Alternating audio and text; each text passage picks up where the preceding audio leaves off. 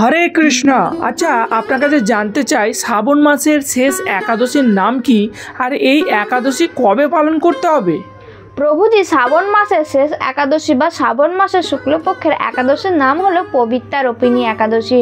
তো আগামী 5ই আগস্ট মঙ্গলবার এই একাদশী, যারা ভারতে থাকেন, যারা বাংলাদেশে থাকেন, তারা 5ই আগস্ট মঙ্গলবার এই একাদশী ব্রত পালন করবেন। আচ্ছা, এই পবিত্রারোপিণী একাদশী পালন করলে কি লাভ হবে? প্রভুজি, এই একাদশীর মাহাত্ম্য ভবিষ্যত্তর পুরাণে আছে। বলা হচ্ছে এই একাদশী কেউ যদি পালন করেন তাহলে সেই ব্যক্তির পাপ মুক্ত হবে। যদি পুত্র সন্তান না থাকে সেই ব্যক্তি পুত্র সন্তান লাভ করবে, বা কোনো সন্তান না থাকলে পুত্র সন্তান সেই ব্যক্তি লাভ করবেন। দাপর যুগে রাজা মহিজিৎ এই পবিত্রারোপিণী একাদশী ব্রত পালন করে পুত্র সন্তান লাভ করেছিলেন। এই একাদশীর মাহাত্ম্য কেউ যদি মনোযোগ সহকারে শ্রবণ করে তাহলে কি লাভ হবে? এই একাদশীর মাহাত্ম্য শ্রবণ করলে বাজপেয় যজ্ঞের ফল লাভ হবে। এছাড়াও এই একাদশীর মাহাত্ম্য যে ব্যক্তি মনোযোগ সহকারে, শ্রদ্ধা সহকারে শ্রবণ করবেন সেই ব্যক্তি সমস্ত পাপ থেকে মুক্ত হবেন। অবশেষে পুত্র সুখ লাভ করে ভগবানের ধাম, দিব্যধাম প্রাপ্ত হবেন। আচ্ছা, এই একাদশীর মাহাত্ম্য কি, আর ঝুলন যাত্রা কবে শুরু হচ্ছে, কিভাবে পালন করতে হবে ঝুলন যাত্রা? আরে হ্যাঁ, আরেকটি বিষয়, আমরা শুনেছি একাদশী করে পরের দিন পালন করতে হয়। পালন না করলে একাদশীর পূর্ণাঙ্গ ফল লাভ হয় না। তাই এই একাদশীর পালনের সময় কি আছে? এই একাদশীর খুব সুন্দর একটি মাহাত্ম্য আছে। তার আগে বলছি একাদশী ব্রত আপনারা কিভাবে পালন করবেন। ব্রতের আগের দিন আপনারা যারা আমিষ খান তারা নিরামিষ খাবেন। ব্রতের পরের দিন অর্থাৎ দ্বাদশীর দিন নিরামিষ খাবেন। একাদশীর আগের দিন অর্থাৎ দশমীর দিন আপনারা রাত্রিরে তাড়াতাড়ি খাওয়া দাওয়া করে দন্তমার্জন করে নেবেন।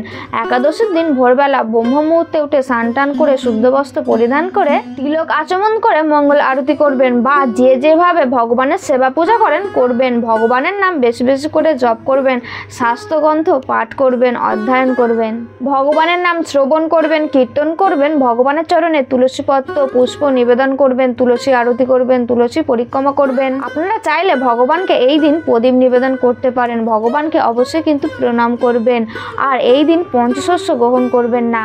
আর একটি বিষয় হচ্ছে এই দিন আপনারা সাবান, শ্যাম্পু, তেল, টুথপেস্ট ব্যবহার করবেন না, কোনো রকম নেশা করবেন না, মিথ্যা কথা বলবেন না, ক্ষৌরকর্ম করবেন না। এই দিন শুধু ভগবানকে স্মরণ করবেন, ভগবানের সেবা পূজাতেই দিন কাটাবেন।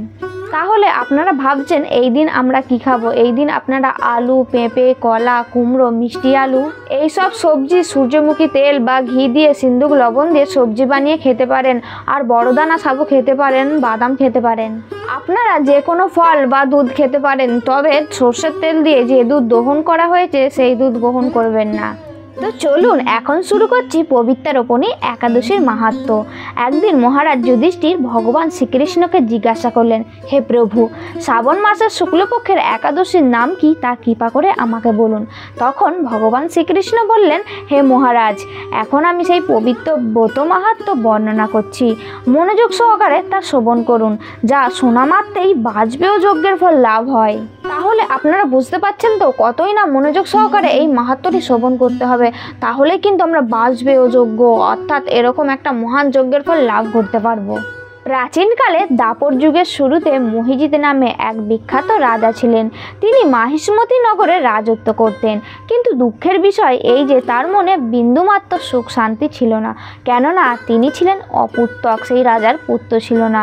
পুত্রহীনের ইহলোক পরলোক কোথাও সুখ হয় না। এইরূপ চিন্তা করতে করতে বহু দিন কেটে গেল, কিন্তু তবুও পুত্রমুখ দর্শনে রাজা বঞ্চিতই রইলেন। নিজেকে অত্যন্ত দুর্ভাগা মনে করে রাজা চিন্তাগ্রস্ত হলেন। প্রজাদের সামনে গিয়ে বলতে লাগলেন, হে প্রজাবৃন্দ, তোমরা শোনো, আমি এই জন্মে তো কোনো পাপ কাজ করিনি, অন্যায়ভাবে আমার রাজকোষ বৃদ্ধি করিনি, ব্রাহ্মণ বা দেবতাদের সম্পদ কখনো গ্রহণ করিনি, উপরন্তু প্রজাদেরকে পুত্রের মতো পালন করেছি, ধর্ম অনুযায়ী পৃথিবী শাসন করেছি, দুষ্টুদের যথানুরূপ দণ্ড দিয়েছি, সজ্জন ব্যক্তিদের যথাযোগ্য সম্মান করতেও কখনো অবহেলা করিনি। তাই হে ব্রাহ্মণগণ, এই প্রকার ধর্মপথ অবলম্বন করা সত্ত্বেও কেন আমার পুত্র লাভ হলো না, তা আপনারা কৃপা করে অনুসন্ধান করুন। রাজার এই প্রকার কাতর উক্তি শ্রবণে ব্যথিত রাজভক্ত পুরোহিত ব্রাহ্মণগণ রাজার মঙ্গলের জন্য গভীর বনে টিকালজ্ঞ মুনি ঋষির কাছে যেতে মনস্থ করলেন। বনের মধ্যে ঋষিদের আশ্রম সকল দেখতে দেখতে তারা এক মুনির সন্ধান পেলেন। তিনি দীর্ঘায়ু, নিরোগ, নিরাহারে ঘোর তপস্যায় মগ্ন ছিলেন। সর্বশাস্ত্র বিশারদ, ধর্ম তত্ত্বজ্ঞ ও টিকালজ্ঞ সেই মহামুনি লোমশ নামে পরিচিত। ব্রহ্মার এক কল্প অতিবাহিত হলে মুনিবরের গায়ের একটি লোম পরিত্যক্ত হতো। এই কারণে এই মহামুনির নাম লোমশ। তাকে দেখে তারা ধন্য হলেন। তারা পরস্পর বলতে লাগলেন যে আমাদের বহু জন্মের সৌভাগ্যের ফলে আজ আমরা এই মুনিবরের সাক্ষাৎ লাভ করলাম।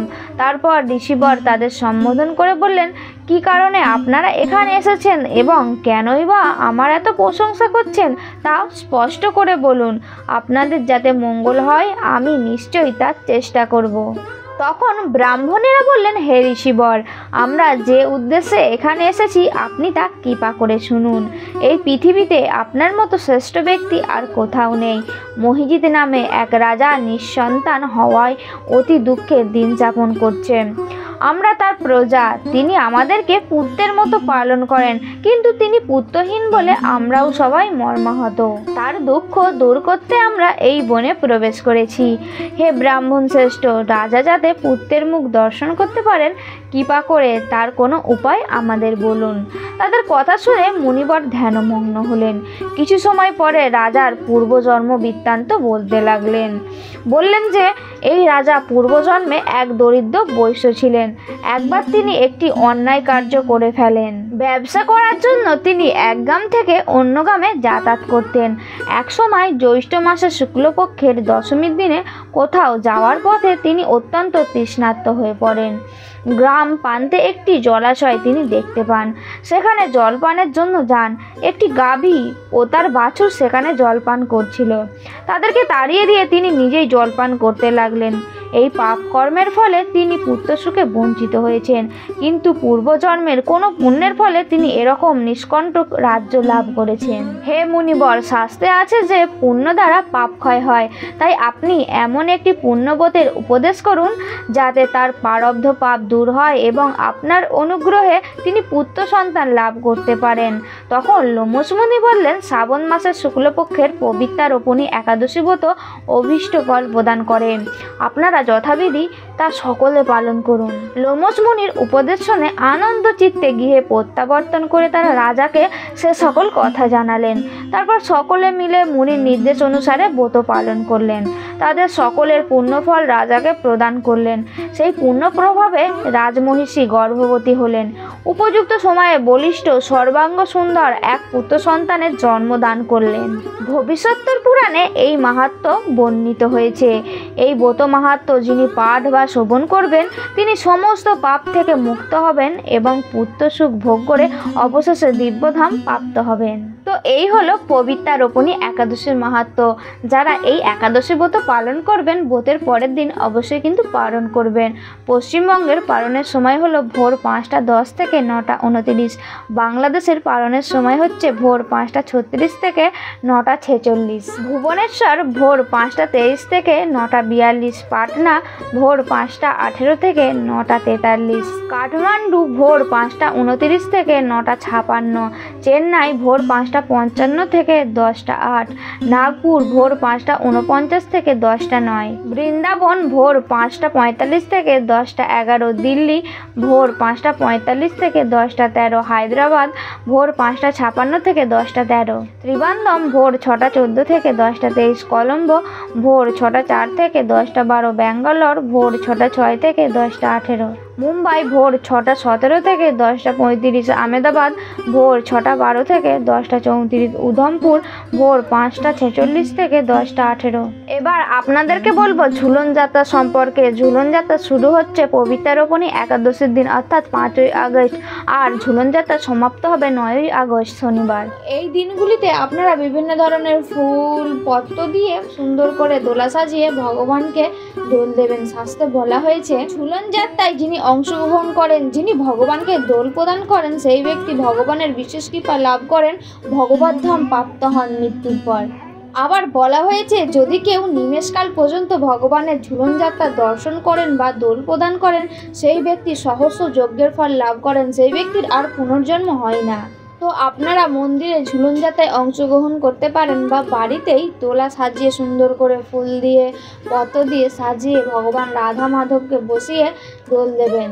বা অনেকের বাড়িতেই তো এখন গোপাল থাকে, গোপালকে বসিয়ে দোল দেবেন। ভগবান রাধাকৃষ্ণের ভজন আছে, বিভিন্ন ভজন করবেন, দোল দেবেন। নামহট্ট গ্রন্থে আছে জয় রাধে জয় কৃষ্ণ জয় বৃন্দাবন, এই কীর্তনটা বা রাধাকৃষ্ণ প্রাণমোর যুগল কিশোর, এই কীর্তনটাও করতে পারেন।